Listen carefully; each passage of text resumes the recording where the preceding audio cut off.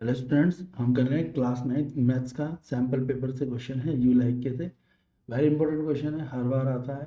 Question पढ़ते हैं। Two sides A B and B C and median A M of one triangle A B C are respectively equal to side of P Q and Q R of median of P N और triangle P Q R. आपको prove करना है angle triangle A B M congruent होना चाहिए P Q N के, और दूसरा आपको ए बी सी को पी क्यू आर के कॉन्ग्रुएंट करना है।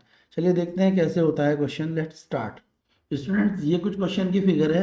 क्वेश्चन में ए बी सी एक ट्रायंगल है और दूसरा ट्रायंगल है पी क्यू आर। देखो, A B P Q R के इक्वल क्वेश्चन में गिवन है, बी एम क्यू एन के इक्वल गिवन है, और ए एम मीडियन जो है पी एन मीडियन के इक्वल गिवन है। आपको बेटा प्रूव क्या करने हैं क्वेश्चन में? दो चीजें आपको प्रूव करने को बोली गई हैं। आपको जो प्रूव करना है, एक प्रूव आपको क्या करना है, एक करना है ए बी एम को कॉन्ग्रुएंट करना है किसके? ट्रायंगल ए बी एम को कॉन्ग्रुएंट करना है ट्रायंगल पी क्यू एन के। और दूसरा क्या करना है कॉन्ग्रुएंट बेटा? आपने दूसरा करना है ट्रायंगल ए बी सी को किसके कॉन्ग्रुएंट करना है? ट्रायंगल पी क्यू आर के। ये आपको काम करना है, ठीक है। और आपको ये ठीक है, ये आपको दो चीजें कॉन्ग्रुएंट करनी है। आपको गिवन क्या है बेटा? ए बी पी क्यू के, median A M medium P N के, और बी एम सी एन के। क्लियर है? तो सबसे पहले हमें ये बात पता है कि बी सी किसके इक्वल है? क्यू आर के इक्वल है। ये बात आपको पता लग गई। तो हाफ ऑफ बी सी किसके इक्वल होगा? हाफ ऑफ क्यू आर के। भाई पूरा बी सी पूरे के इक्वल है, तो आधा बी सी भी तो आधा क्यू आर के इक्वल होगा। और हाफ ऑफ बी सी और हाफ ऑफ क्यू आर बेटा क्या है? हाफ ऑफ बी सी है हमारा बी एम, और हाफ ऑफ क्यू आर है हमारा क्यू एन। ये बात समझ आ गई हमें या नहीं आई? आ गई सर। बस तो पहला क्वेश्चन तो फटाफट हो जाएगा। ए बी एम और पी क्यू एन ट्राइंगल ले लो।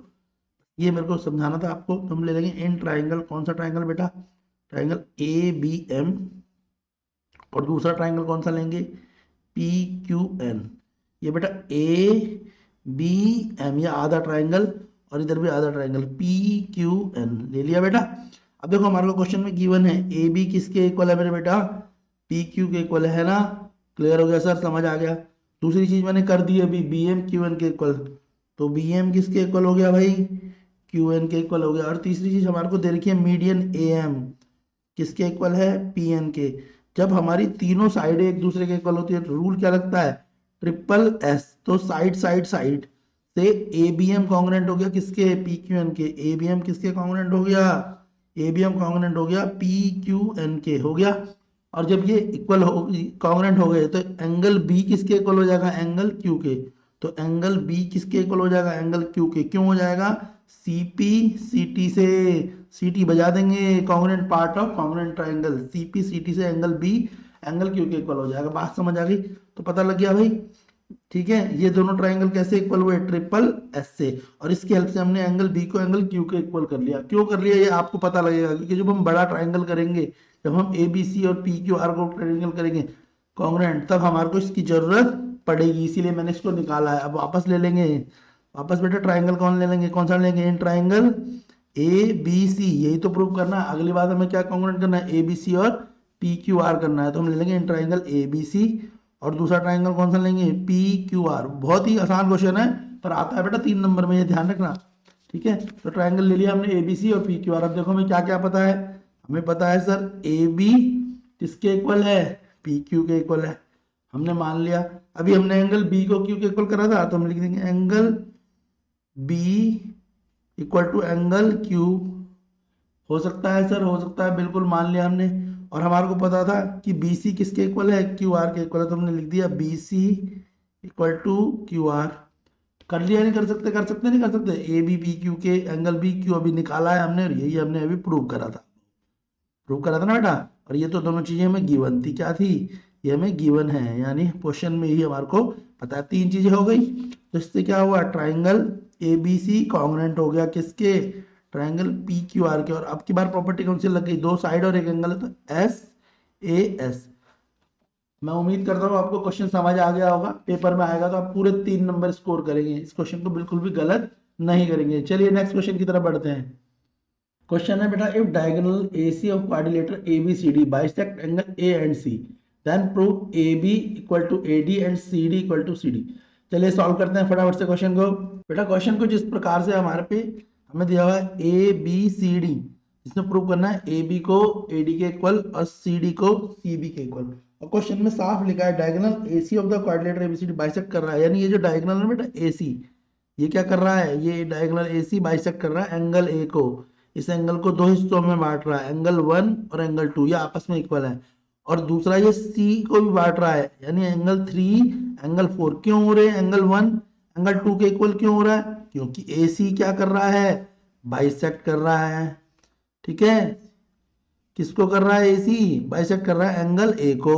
और ऐसे ही एंगल 3 4 के इक्वल हो रहा है, क्यों हो रहा है, क्योंकि ए सी ही यहाँ पे भी बाइसेक्ट कर रहा है किसको, ए सी यहाँ पे बाइसेक्ट किसको कर रहा है, एंगल सी को। यानी कभी भी कोई डायगोनल जो होता है हमेशा दो एंगलों को क्या करता है, बाइसेक्ट कर रहा होता है। तो कई बार वो मीडियन का केस होता है, पर यहाँ पे क्वेश्चन में गिवन है।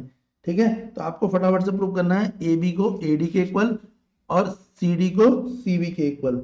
ठीक है, चलिए करते हैं। तो इतनी बात तो क्लियर हो गई, तो हम सीधे कर सकते हैं। क्या करेंगे हम बेटा, हम सीधे लिख लेंगे एंगल 1 इक्वल टू एंगल 2। ठीक है, ये आपको गिवन है ना, और एंगल 3 आपको एंगल 4 के आगे गिवन है। बात समझ आ रही है, नहीं आ रही, गिवन आ रही है आपको, है ना। और तीसरी चीज क्या है आपके पास, आपके पास तीसरी चीज है ए सी कॉमन। भाई एंगल 1 एंगल 2 के गिवन है, ये क्वेश्चन में आपको बताया, एंगल 3 4 के गिवन है, क्योंकि क्या कर रहा है, ये बाइसेक्ट कर रहा है। और ए सी क्या है, दोनों में कॉमन साइड है, तो दो एंगल है और एक साइड है, तो हम बोल सकते हैं दो एंगल और एक साइड के हिसाब से हम क्या बोल सकते हैं, अगर हम ट्राइंगल क्या ले रहे हैं, अगर हम ट्राइंगल ले रहे हैं ए डी, ठीक है, कौन सा ले रहे हैं बेटा, ए डी सी, और दूसरा ट्राइंगल कौन सा ले रहे हैं, ए बी सी। अगर हम ए डी सी और ए बी सी लेते हैं तो इनकी हेल्प से एंगल 1 2 3 4 ये किस हिसाब से कॉन्ग्रुएंट हो जाएंगे, प्रॉपर्टी क्या लग जाएगी, एंगल साइड एंगल। ए ऐसे से क्या हो जाएंगे, क्योंकि अभी मैंने बताया 1 2 के इक्वल क्यों, इसके कारण, 3 4 के इक्वल क्यों, इसके कारण। और ये लाइन दोनों में क्या है, कॉमन है, ए सी कॉमन है। तो ये तीन चीजें हो गई ना, दो एंगल और एक साइड, तो प्रॉपर्टी क्या लग गई, ए एस से। तो ए एस से क्या हो जाएगा बेटा, ये कॉन्ग्रुएंट हो जाएगा। अगर ये कॉन्ग्रुएंट हो गए दोनों ट्राइंगल, यानी ट्राइंगल ए डी सी क्या हो गया, कॉन्ग्रुएंट हो गया किसके, ट्राइंगल ए बी सी के। तो हम बोल सकते हैं कि ए बी किसके इक्वल है भाई, ए डी के इक्वल है किससे, सी पी सी टी से। और सिमिलरली हम बोल सकते हैं सी डी किसके इक्वल है, सी बी के, या बी सी के, जैसे ही बोलो आप, सी पी सी टी। कौन सा लगाया, दोनों तरफ congruent part of congruent triangle लगा देंगे हम। समझ आया, बड़ा ही इजी क्वेश्चन है। देखो क्वेश्चन में ध्यान देना है, ठीक क्या है ध्यान, यहाँ पे आपको डायगोनल का यूज करना है और उसके हिसाब से एंगल 1 2 के इक्वल 3 4 के इक्वल, और ये लाइन है कॉमन, तो जिसके कारण आप प्रॉपर्टी लगा सकते हैं ए एस से कॉन्ग्रुएंट हो जाएगा। जब कॉन्ग्रुएंट हो जाएगा तो आपको पता है ट्राइंगल के कॉन्ग्रुएंट पार्ट क्या होते हैं, वो भी एक दूसरे के इक्वल हो जाते हैं। ठीक है, क्वेश्चन समझ आ गया, इसे कर रहे 2 नंबर का क्वेश्चन 100% पेपर में आएगा। क्वेश्चन को कर करके देखें बेटा।